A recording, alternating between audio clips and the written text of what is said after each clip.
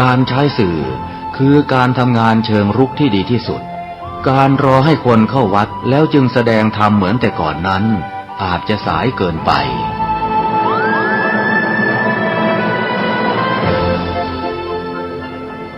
เราควรใช้สื่อนำธรรมะเข้าไปให้ถึงภายในบ้านโรงเรียนองค์กรต่างๆให้มากที่สุดการใช้สื่อจะทำให้ผ่อนแรงและประหยัดทั้งคนและเวลาเทศนาผ่านสื่อเพียงคนเดียวเสมือนเราเนรมิตนักเผยแผ่ได้เป็นหมื่นเป็นแสนนักเผยแผ่นั้นนอกจากอบรมตามหลักสูตรธรรมดาเพื่อให้ได้วุฒิบัตรรับรองแล้วพึงอบรมเรื่องการเทศนาการเขียนการค้นคว้าซึ่งอาจจะเป็นเรื่องเฉพาะตัวแต่ก็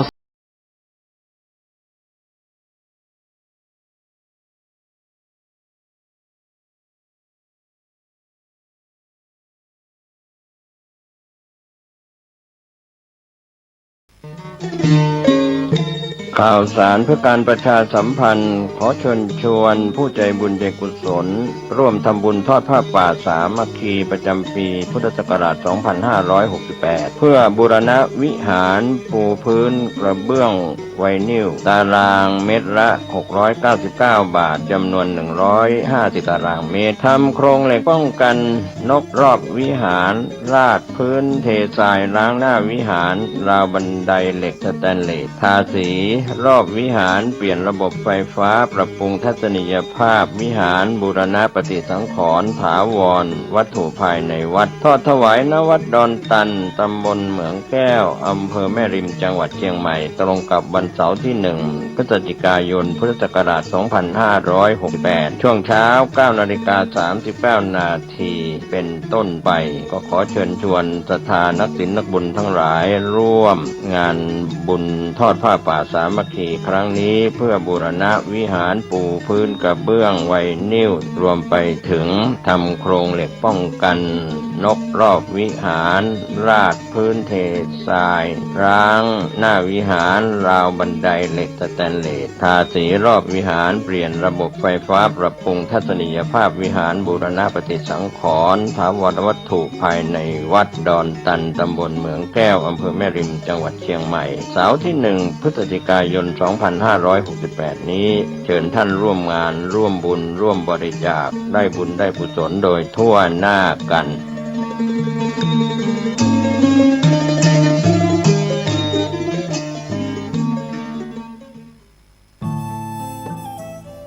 ท่านกำลังติดตามรับฟังสถานีวิทยุกระจายเสียงพระพุทธศาสนาแห่งชาติและสังคม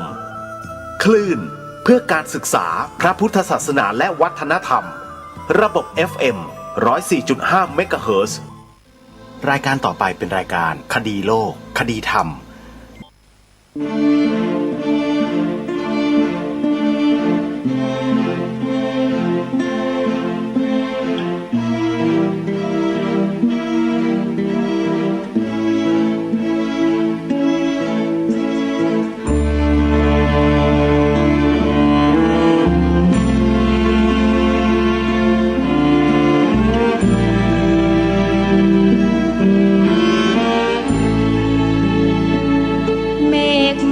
สีเทา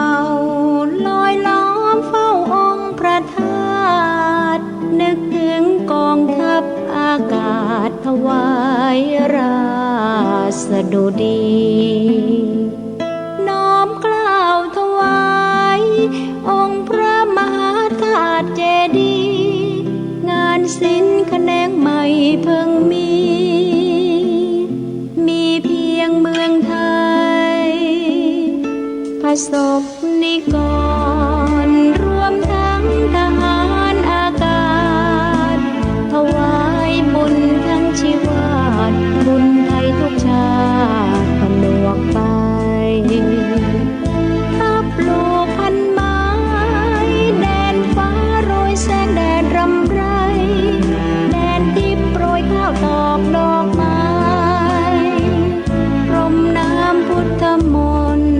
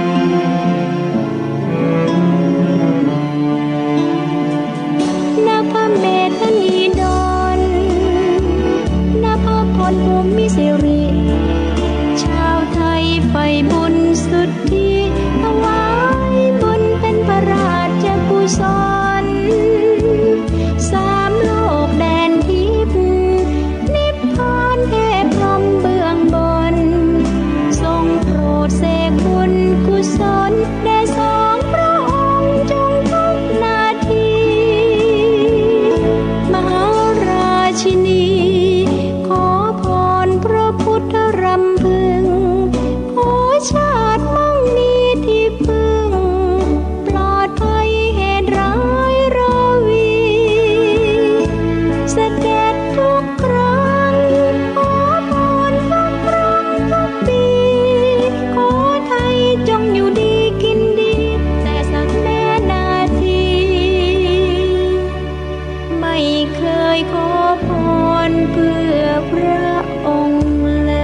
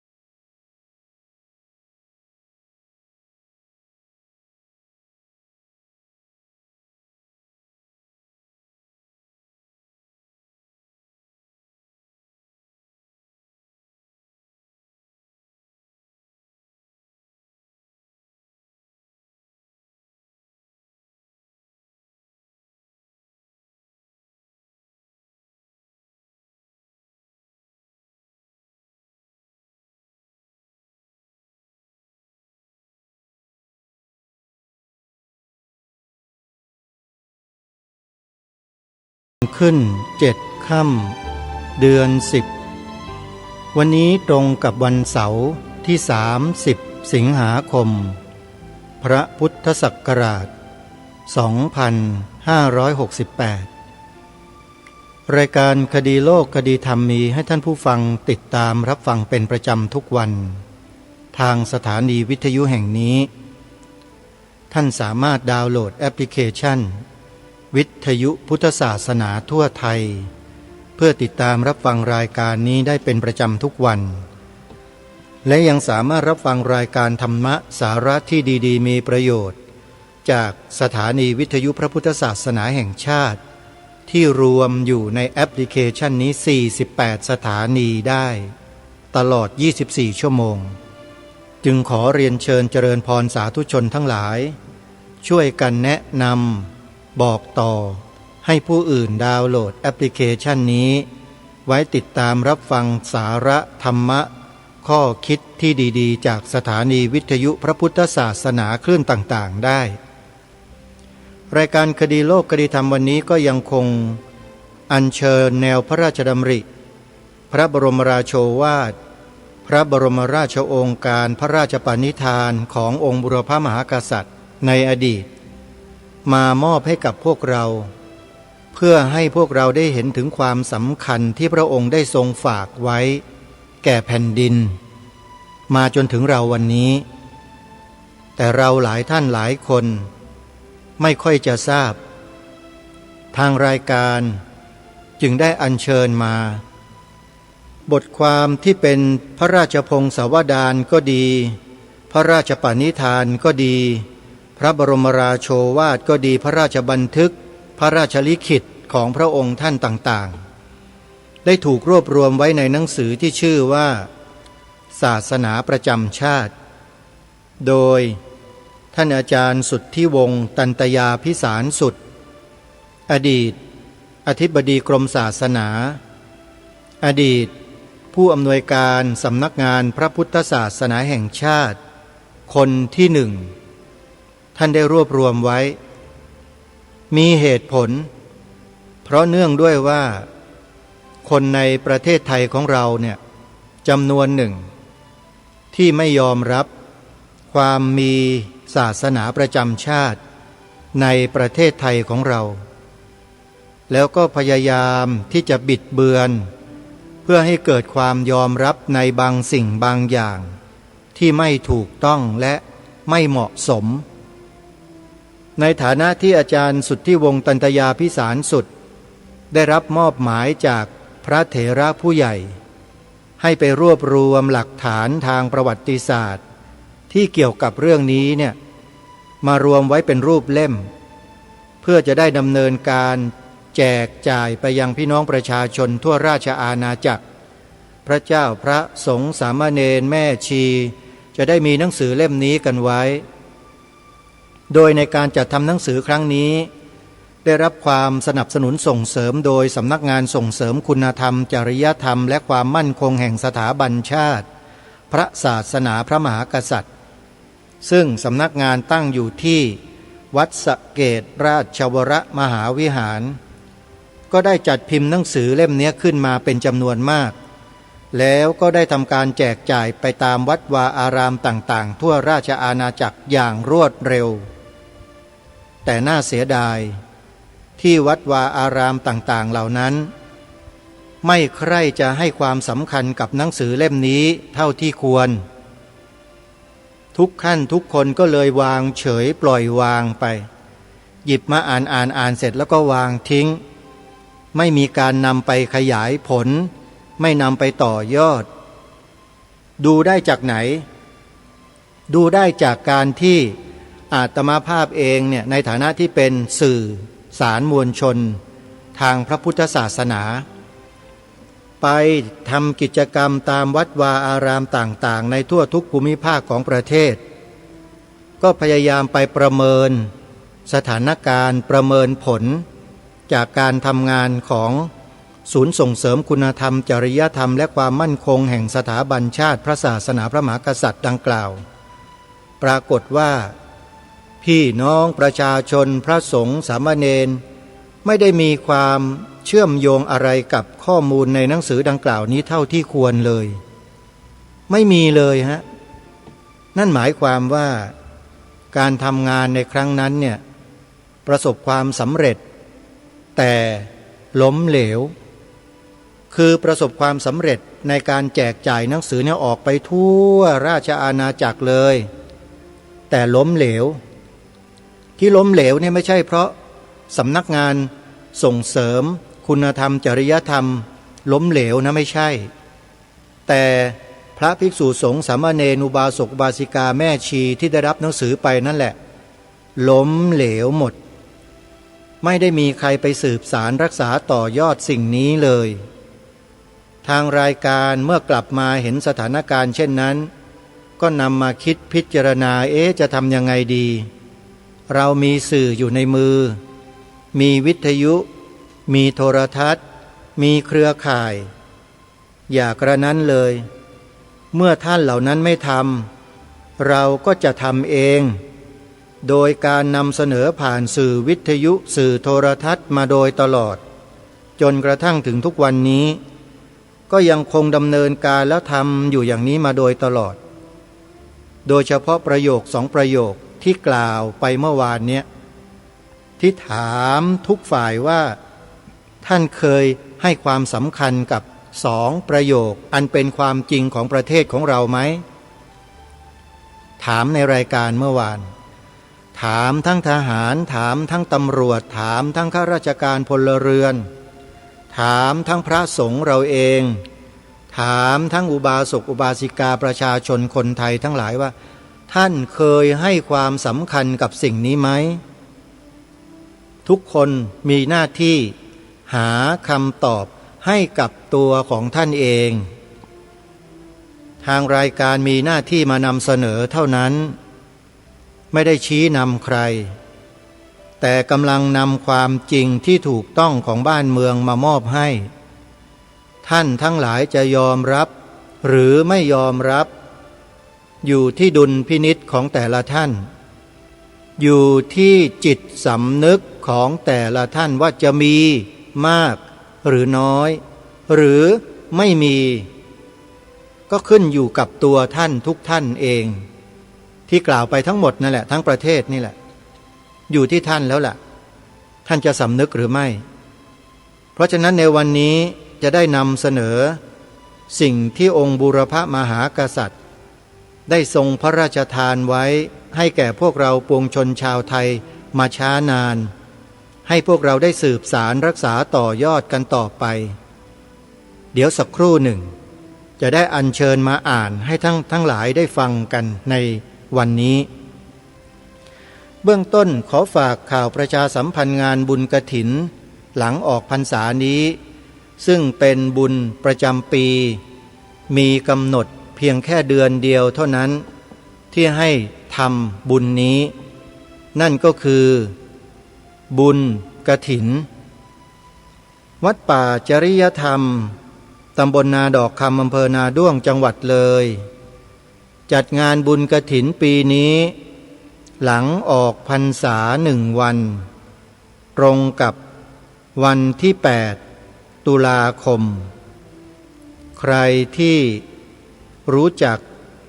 มักคุ้นศรัทธาในวัดป่าจริยธรรมก็อย่าลืมไปร่วมกิจกรรมงานบุญกฐินที่วัดป่าจริยธรรมด้วยกันนะโยมโทรศัพท์สอบถามที่หมายเลข0833225700วัดต่อมาคือวัดหนองกาย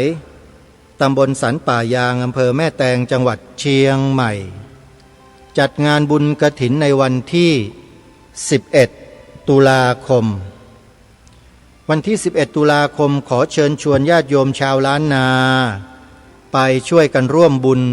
กฐินวัดหนองกายกันนะโยมนะทางวัดจะได้สร้างอุโบสถทรงเจดีย์พุทธคยาให้แล้วเสร็จในปีนี้เห็นทางวัดบอกว่าต้องการให้สร้างอุโบสถให้แล้วเสร็จญาติโยมก็ไปช่วยวัดหนองกายกันนะโยมนะอยู่อำเภอแม่แตงจังหวัดเชียงใหม่โทรศัพท์หมายเลข053-374-488-9หรือ081-765-6469วัดต่อมาคือวัดบ้านปลาคูนตำบลท่าหาดยาวอำเภอโพนทรายจังหวัด101จัดงานบุญกฐินระหว่างวันที่11-12 ตุลาคมวัดบ้านปลาคูนเป็นวัดที่อยู่ห่างไกลความเจริญอยู่ชายขอบก็ว่าได้ญาติโยมแต่ก็ไม่ถึงขนาดอัตคัดเพราะมีชาวบ้านปลาคูนและหมู่บ้านใกล้เคียงคอยสนับสนุนอาหารบิณฑบาตให้กับพระคุณเจ้าพอที่จะอยู่ทำหน้าที่กันได้แต่ยังขาดแคลนปัจจัยที่จำเป็นอีกหลายประการโยมกฐินปีนี้ก็อย่าลืมไปช่วยกันที่วัดบ้านปลาคูนนะโยมนะโทรศัพท์สอบถามไปได้ที่หมายเลข081-183-9690วัดต่อมาคือวัดศรีอุดมวงศ์ตำบลศรีสงครามอำเภอวังสะพุงจังหวัดเลยจัดงานบุญกฐินระหว่างวันที่18-19 ตุลาคมท่านใดจะร่วมบุญกับทางวัดศรีอุดมวงศ์ในปีนี้ก็ขอเชิญได้ในวัดเพราะวันที่18จะมีการแสดงธรรมตลอดทั้งคืนถึงเช้าเรียกว่าเทศสอดแจ้งไปร่วมบุญกันนะโยมนะแล้วรุ่งขึ้นวันที่19ก็ร่วมถวายผ้ากฐินโดยพร้อมเพรียงกันสอบถามรายละเอียดที่หมายเลขโทรศัพท์089-840-4968วัดต่อมาคือวัดอารามมงคลตำบลยางตลาดอำเภอยางตลาดจังหวัดกาฬสินธุ์วัดนี้เป็นสำนักเรียนพระปริยัติธรรมมีสามเณรจำพรรษาศึกษาเล่าเรียนอยู่ในวัดนี้จำนวนหลาย10 รูปใครจะร่วมบุญกฐินวัดอารามมงคลเพื่อสนับสนุนการศึกษาพระเนรโยมร่วมบุญกันได้จัดงานบุญกฐินวันที่26 ตุลาคมโทรศัพท์สอบถามที่084-034-4606หรือ094-281-3500วัดต่อมาคือวัดสามชุกอำเภอสามชุกจังหวัดสุพรรณบุรีจัดงานบุญกฐินพร้อมด้วยการปฏิบัติบวชเนกขัมมะบูชา ด้วย2-5 พฤศจิกายนวันที่2 พฤศจิกายนเป็นวันถวายผ้ากฐินที่วัดสามชุกนะโยมนะขอเชิญชวนญาติโยมชาวสุพรรณบุรีไปร่วมบุญที่วัดสามชุกแล้วอย่าลืมนำชุดขาวไปด้วยพอถวายกฐินเสร็จบวชเนกขัมมะปฏิบัติธรรมกันอยู่ที่วัดเลยศาลาปฏิบัติธรรมวัดสามชุกนี่ถือว่าทันสมัยแล้วก็สัปปายะที่สุดแห่งหนึ่งของจังหวัดสุพรรณบุรีก็ว่าได้โยมศาลาสวยงามมาก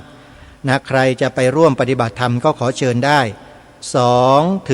2-5 พฤศจิกายนโทรศัพท์สอบถามที่089-000-8462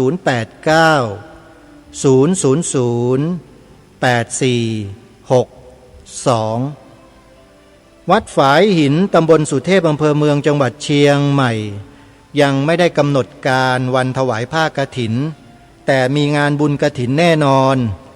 จะเป็นวันไหนอย่างไรนั้นเดี๋ยวจะแจ้งให้ทราบในลำดับต่อไปนะโยมนะในเบื้องต้นนี้จดหมายเลขโทรศัพท์วัดฝายหินไว้นิดนึง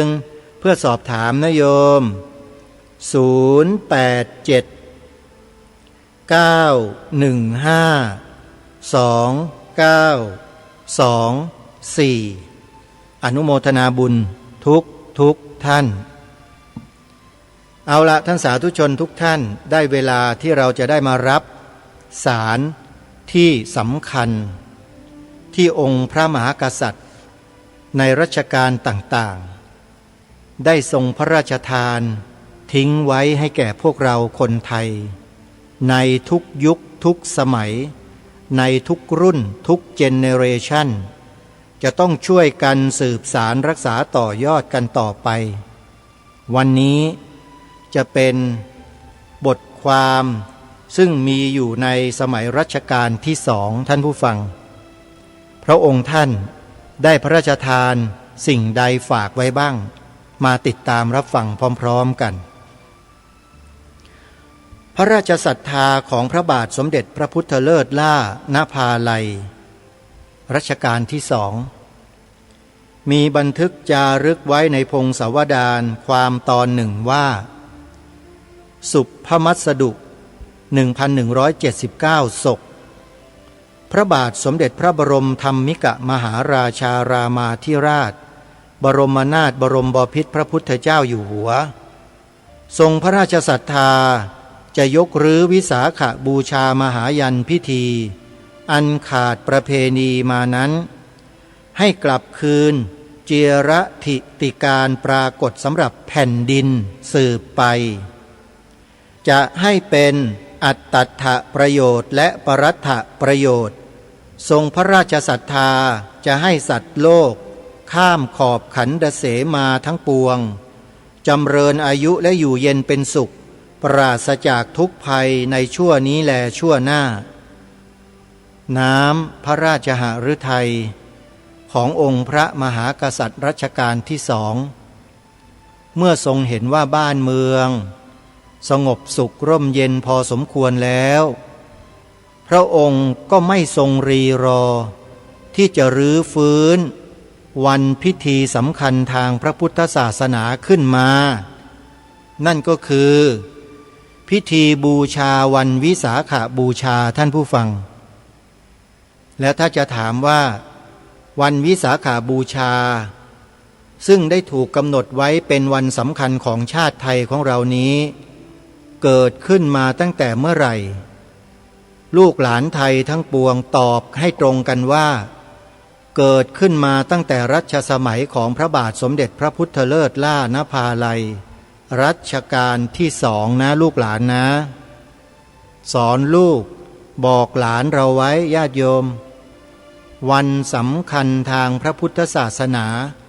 เชื่อมโยงกับสถาบันพระมหากษัตริย์อย่างเหนียวแน่นมาโดยตลอด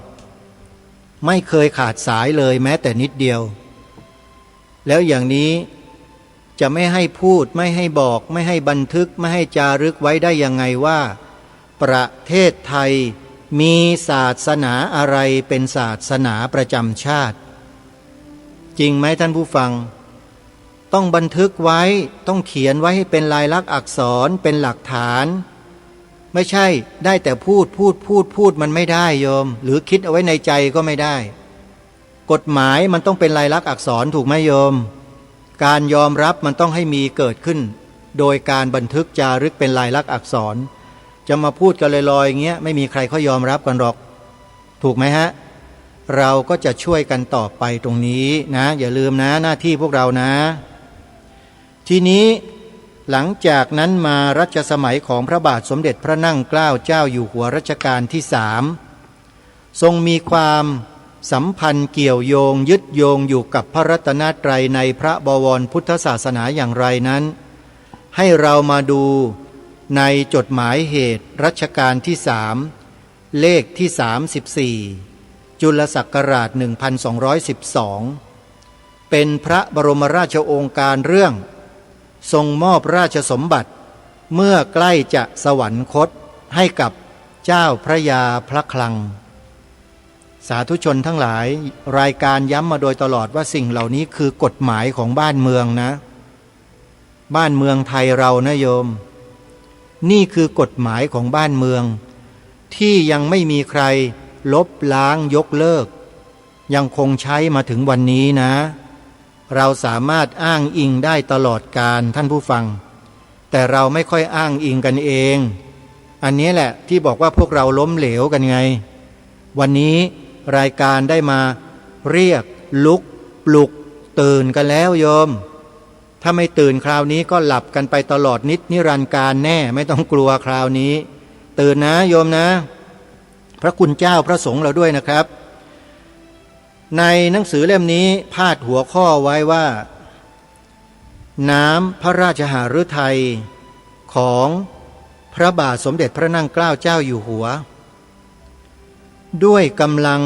ทรงพระมหากรุณาเมตตากับไพร่ฟ้าข้าแผ่นดินเป็นอันมากทรงพระกรุณาดำรัสให้จดหมายในนี้ที่นี้ก็คือให้จดให้เขียนบันทึกนะฮะให้จดหมาย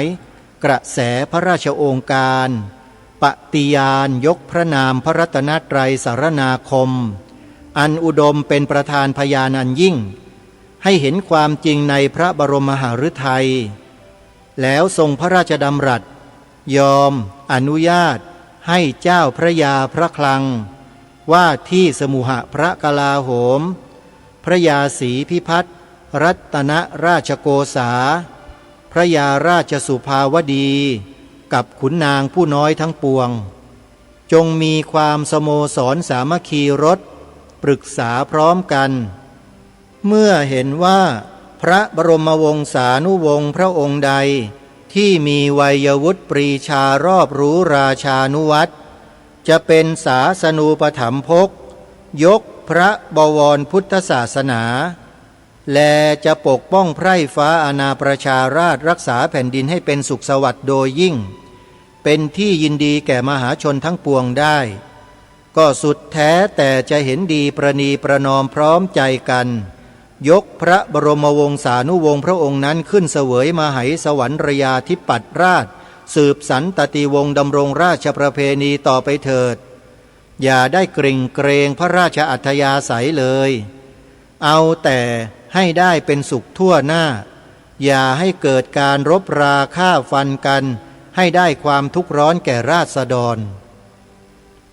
สาธุชนทั้งหลายอีกหนึ่งพระราชดำรัสซึ่งตรัสเป็นพระบรมราชโองการไว้ชัดเจนว่าให้ยกพระพุทธศาสนารัชกาลที่3นะโยมนะหลังจากนั้นเจ้าพระยาพระคลังว่าที่สมุหพระกลาโหมพระยาศรีพิพัฒน์รัตนราชโกษาพระยาราชสุภาวดีกับขุนนางผู้น้อยทั้งปวงก็ได้อัญเชิญพระบาทสมเด็จพระจอมเกล้าเจ้าอยู่หัวรัชกาลที่4ขึ้นเสวยราชสมบัติเป็นกษัตริย์แห่งกรุงรัตนโกสินทร์พระองค์ต่อมาแล้วก็ไม่ได้ผิดหวังเลยพระองค์ท่านทรงยกพระพุทธศาสนาเสียยิ่งกว่าในยุคใดสมัยใดที่ผ่านมาด้วยซ้ำสาธุชนทุกท่านมีบันทึกจารึก เป็นเหตุการณ์ในสมัยรัชกาลที่ 4ซึ่งมีอยู่ในประชุมประกาศรัชกาลที่ 4เล่มหนึ่งพระองค์ท่านทรงมีพระราชดำรัสตรัสไว้ดังนี้ว่าการพระราชบริจาคอันนี้ทรงพระราชดำริเห็นว่า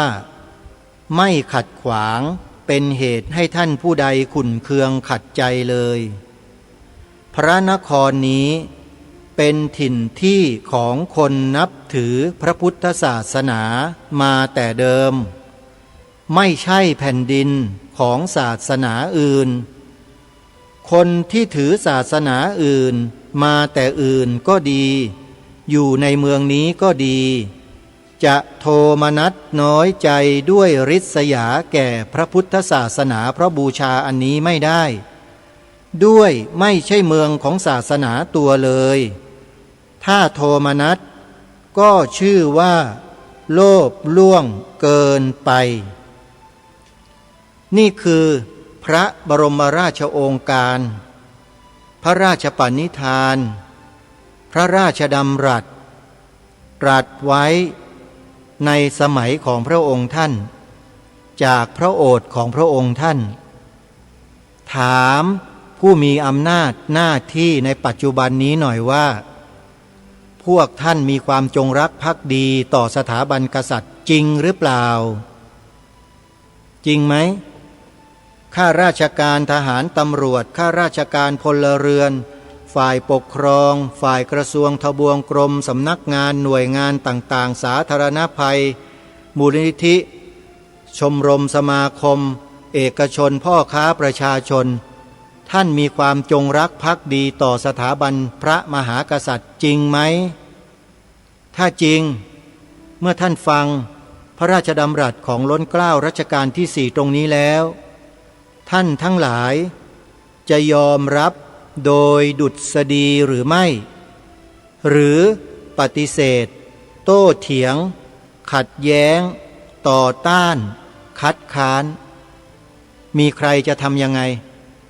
ลองตัดสินใจกันดูนะแต่สำหรับรายการนี้พร้อมด้วยญาติธรรมที่เป็นผู้ฟังรายการเรายอมรับโดยดุษฎีมาโดยตลอดพระนครนี้เป็นถิ่นที่ของคนนับถือพระพุทธศาสนามาแต่เดิม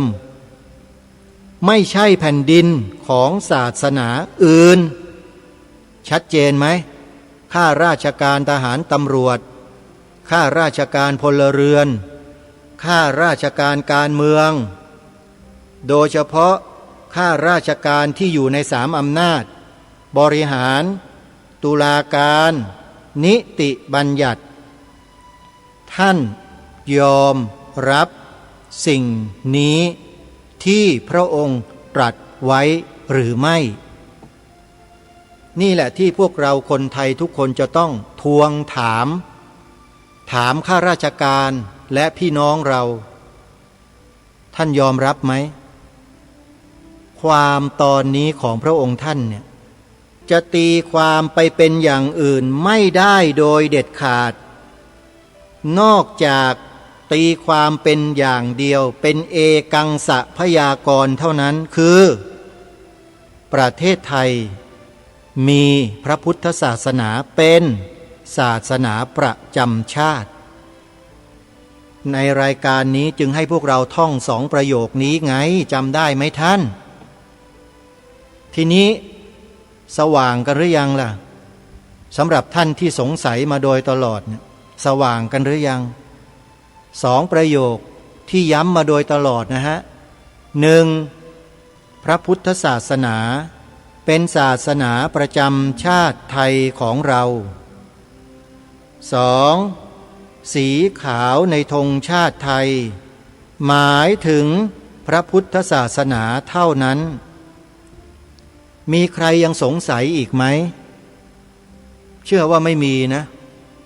ใครที่ฟังรายการวันนี้ครับครูบาอาจารย์พระเถรานุเถระครับอย่าฟังเฉยๆฮะเป็นโอกาสที่เราสามารถจะใช้ประโยชน์ให้สูงสุดได้เลยครับตรงนี้ทำไมเราไม่ใช้กันล่ะ โอกาสอยู่ขนาดนี้แล้วนะครับอยู่ต่อหน้าเนี่ยยื่นมาให้ถึงหน้าแล้วอย่างเนี้ยท่านยังไม่ใช้กันเลยเนี่ยโอ้โหน่าเสียดายจังเลยอ่ะที่ผ่านมาเนี่ยท่านใช้สิครับหนังสือศาสนาประจำชาติท่านเซิร์ชไปดูใน Google ก็ได้ครับพิมพ์คำว่าหนังสือศาสนาประจำชาติวัดสะเกษเดี๋ยวท่านก็เจอเองทางสำนักงานส่งเสริมคุณธรรมจริยธรรมเนี่ยคงจะได้ทำเป็นอีบุ๊กไว้แล้วนะถ้ายังไม่ทำก็ขอฝากท่านทั้งหลายที่รู้จักกับทางวัดสะเกษให้ท่านได้จัดทำอีบุ๊กออกมาเถอะปัจจุบันนี้โลกมันเปลี่ยนไปแล้วท่านอิเล็กทรอนิกส์เนี่ยมันถูกเป็นเครื่องมือมาใช้ให้เป็นประโยชน์และเป็นโทษได้แล้วท่านช่วยกันหน่อยเถอะและถ้าเกิดไม่ทำเดี๋ยวทางรายการทำขึ้นมาก็จะมาว่าอีกหาว่ารายการนี้มาแย่งซีนอีกมีคนคิดอย่างนั้นอยู่โยมไม่เป็นไรโยมอาตมานี่โดนว่าอยู่ตลอดอยู่แล้วล่ะแค่พูดรายการอยู่ทุกวันนี้ก็โดนอยู่ทุกวันอยู่แล้วแต่ไม่เป็นไรเพื่อชาติเพื่อพระพุทธศาสนาเพื่อพระมหากษัตริย์ไม่มีปัญหาสบายมากสำหรับรายการนี้นะฮะห่วงอย่างเดียวว่าพวกเราคนไทยเนี่ยทั้งพระทั้งโยมนี่แหละที่ฟังกันอยู่เนี่ยจะนั่งกันเฉยๆเหมือนอย่างที่ผ่านมากันอีกนะกลัวอย่างนั้นแหละแล้วถ้านั่งกันเฉยอย่างนี้อีกก็ต้องเฉยกันไปตลอดกาลแล้วก็ไม่มีสิทธิ์ที่จะลุกขึ้นเลยล่ะตอนเนี้ยเพราะอะไรมันก็งวดเข้ามาทุกทีแล้วใช่ไหมล่ะเห็นกันอยู่ใช่ไหมรู้กันอยู่ใช่ไหมครับพระครูบาอาจารย์ครับนั่นแหละครับต้องรีบแล้วครับท่านใช้เกียร์5เลยครับท่านไม่ต้องมีเบรกถอดออกให้หมดลุยให้เต็มที่เลยครับทำอย่างที่รายการนี้บอกนะครับอบรมพร่ำสอนใส่ข้อมูลให้เด็กเยาวชนเต็มที่เลยครับเรื่องศาสนาประจำชาติอย่ารอช้านะครับ2ประโยคนี้ครับสำคัญเลยครับผมกล้ายืนยันได้เลยว่าใครก็ไม่สามารถมาต่อต้านคัดค้านมาต่อรองอะไรกับกรณีของเรานี้ได้เลยครับปัญหามันอยู่ที่เราไม่ทำหน้าที่กันเองไม่ใช่อะไรหรอกทุกคนเลยเนี่ยที่ฟังรายการอยู่เนี่ยไม่ช่วยกันเลยอะครับโหมสิฮะดูฝ่ายตรงข้ามสิครับพระทำผิดอยู่นะมันโหมใส่สื่อกันทุกวันเลยเนี่ยพวกเราไม่โหมกันบ้างเลยเห็นไหมทั้งที่มีเครื่องไม้เครื่องมืออยู่เต็มไม่หมดเลยแต่ไม่ใช้กันนี่แหละครับขออนุญาตมากระตุ้นกันนิดนึงครับเผื่อว่าจะได้ข้อคิดกันจะได้มองเห็นอนาคตข้างหน้าว่าจะได้ประโยชน์อะไรแก่ส่วนรวมนะครับไม่ใช่ส่วนตัวนะฮะขอฝากไว้นะญาติโยมนะมาดูความอีกตอนหนึ่งของพระบาทสมเด็จพระจอมเกล้าเจ้าอยู่หัวมีบันทึกไว้ในประชุมประกาศรัชกาลที่4เช่นกันตรัสว่าทรงพระราชดำริเห็นว่าจะฆ่าสัตว์มีชีวิตคือสุกรเป็ดไก่นกปลาแลอื่นๆให้ตายเป็นอันมากจะเห็นไปว่าเป็นเวลาเฉลิมพระชนมพรรษาสัตว์ที่มีชีวิตซึ่งต้องตายเป็นอันมากดังนี้เป็นเวลาทำบุญแล้วจะมาทำบาปเล่าดูไม่ควรเพราะบ้านเมืองนับถือบรมพุทธศาสนาแลลัทธิถือว่าการฆ่าสัตว์เป็นบาปขอให้ท่านทั้งปวงบรรดาที่เริ่มการทำบุญในครั้งนี้คิดยักย้ายทำของเลี้ยงพระสงฆ์แต่ที่ควรน้ำพระราชหฤทัยของพระองค์ท่านที่ทรงยกพระพุทธศาสนาขึ้นมาตรัสอ้างเห็นไหมท่านผู้ฟังอะไรก็ต้องพระพุทธศาสนาทั้งนั้นสิ่งสำคัญของบ้านของเมืองจะทำอะไรต่ออะไรต้องคำนึงถึงพระพุทธศาสนาทั้งนั้นแต่ต้องเป็นไปในทางส่งเสริมนะไม่ใช่ทำลายเหมือนอย่างทุกวันนี้นะส่งเสริมทำลายแบบไหนท่านก็ลองพิจารณากันดูแล้วกันเอาละท่านสาธุชนตอนนี้มาเข้าสู่รัชสมัยของพระบาทสมเด็จพระจุลจอมเกล้าเจ้าอยู่หัวอันนี้ถือว่าเป็นสิ่งที่มีความสำคัญในยุคปัจจุบันด้วยขอให้พวกเราตั้งจิตตั้งใจฟัง แล้วน้อมรับใส่เกล้าใส่กระหม่อมเราจะทราบถึงพระราชปณิธานของพระองค์อย่างชัดเจนมากเลยในความต่อไปนี้พระราชปฏิญาณและพระราชนิพนธ์ของพระบาทสมเด็จพระจุลจอมเกล้าเจ้าอยู่หัวสมเด็จพระปิยมหาราชข้าพเจ้าขอปฏิญาณตนเฉพาะหน้าพระสงฆ์เถรานุเถระทั้งหลายอันประชุมอยู่ณที่นี้ว่าการที่ข้าพเจ้าคิดจะไปประเทศยุโรปณครั้งนี้ด้วยข้าพเจ้า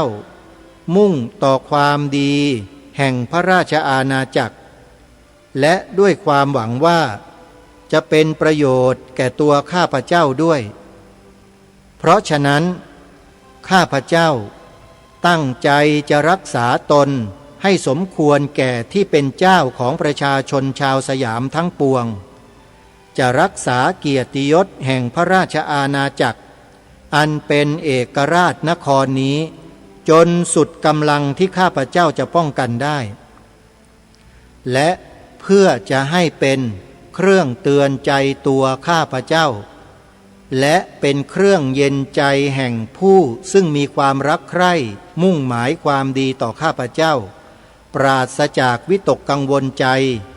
ด้วยความประพฤติรักษาตัวของข้าพเจ้าข้าพเจ้าจึงขอสมาทานข้อทั้งหลายที่จะกล่าวต่อไปนี้ 1. ข้าพเจ้าจะไม่มีจิตยินดีน้อมไปในศาสดาอื่นนอกจากสมเด็จพระสัมมาสัมพุทธเจ้าและพระธรรมอันพระองค์ได้ตรัสรู้ชอบดีแล้ว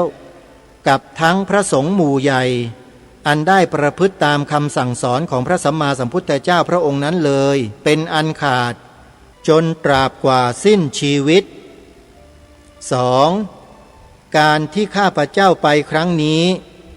แม้ว่าจะช้านานเท่าใดก็ดีข้าพเจ้าจะไม่ร่วมประเวณีด้วยสตรีใดจนกลับเข้ามาถึงในพระราชอาณาเขต 3. ถึงแม้ว่าจะไปในประเทศซึ่งเขาถือกันว่าการให้สุราเมรัยไม่รับเป็นการเสียกิริยาอันดีหรือเพื่อป้องกันโรคภัยอันเปลี่ยนอากาศเป็นต้นข้าพเจ้าจะไม่เสพสุราเมรัยให้มึนเมาเสียสติหรือแม้แต่มีกายวิกลเกินปกติเป็นอันขาดคำปฏิญาณสมาทาน3ประการนี้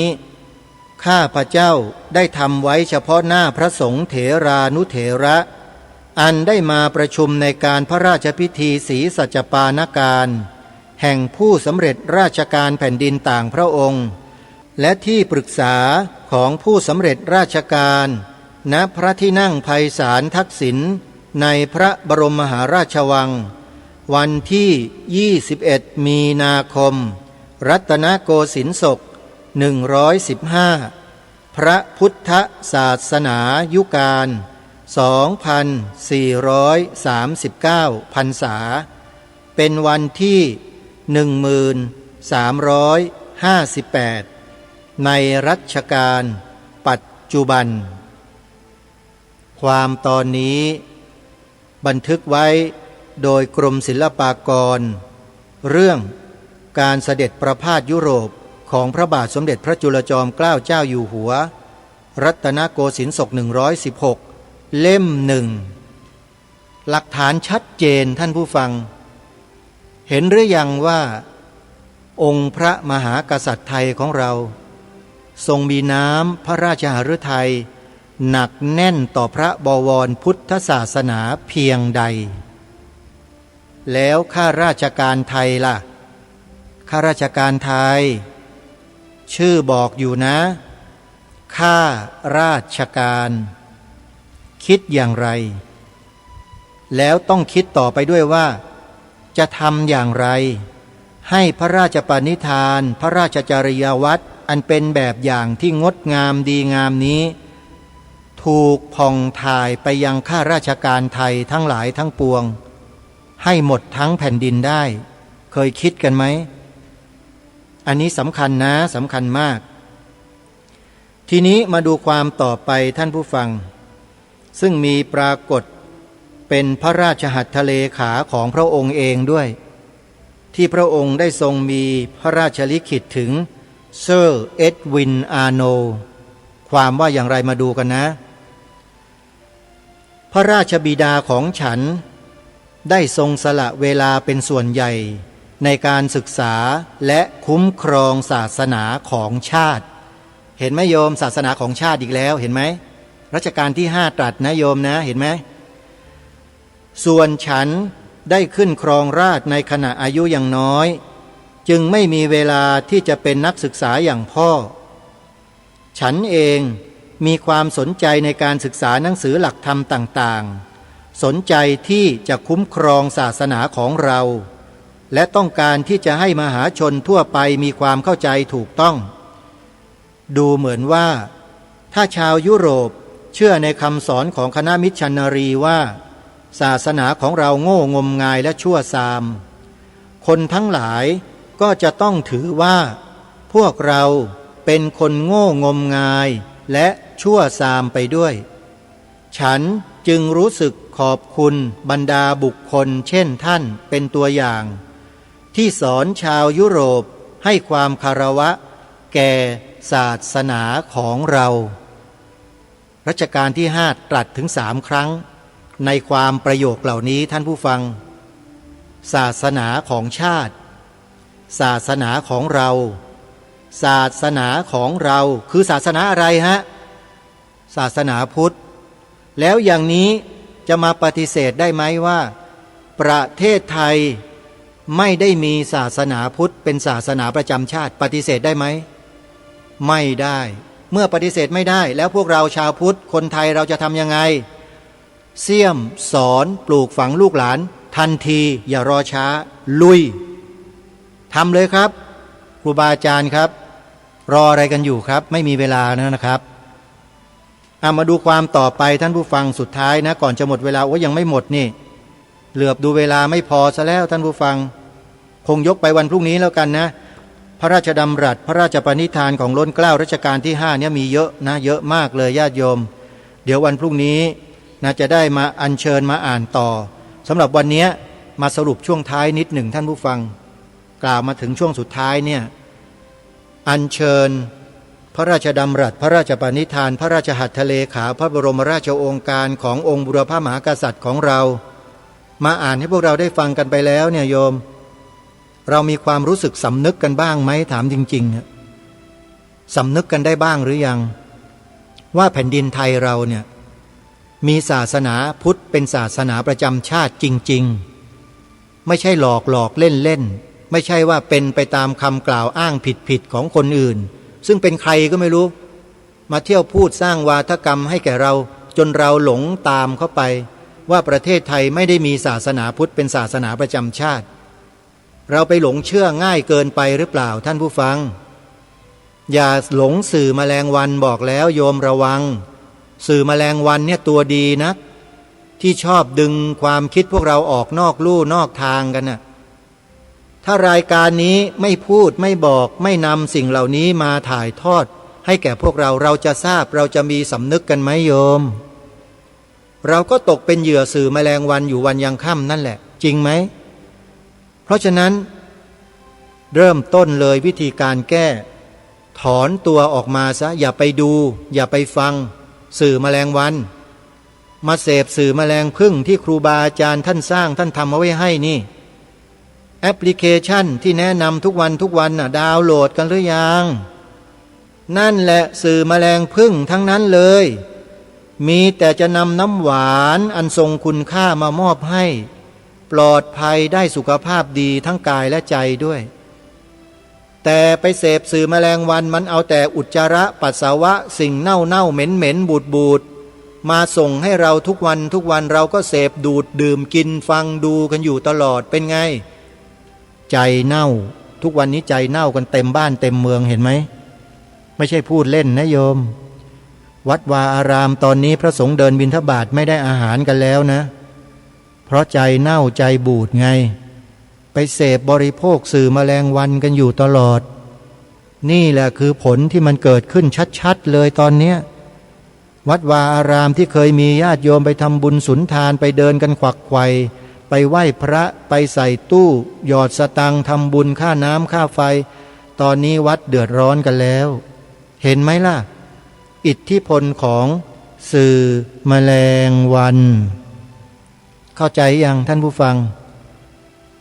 เอาละนะเวลาหมดแล้วท่านผู้ฟังพูดไปเดี๋ยวยาวไม่ยอมลงพรุ่งนี้เดี๋ยวค่อยมาว่ากันใหม่วันนี้เวลาหมดแล้วต้องขอสมมุติยุติไว้แต่เพียงเท่านี้พบกับรายการได้ใหม่ในวันต่อไปขอความสุขความสวัสดีในธรรมแห่งองค์สมเด็จพระบรมศาสดาสัมมาสัมพุทธเจ้า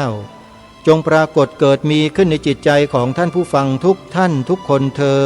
นขอเจริญพรกล้าคิดก็ต้องกล้า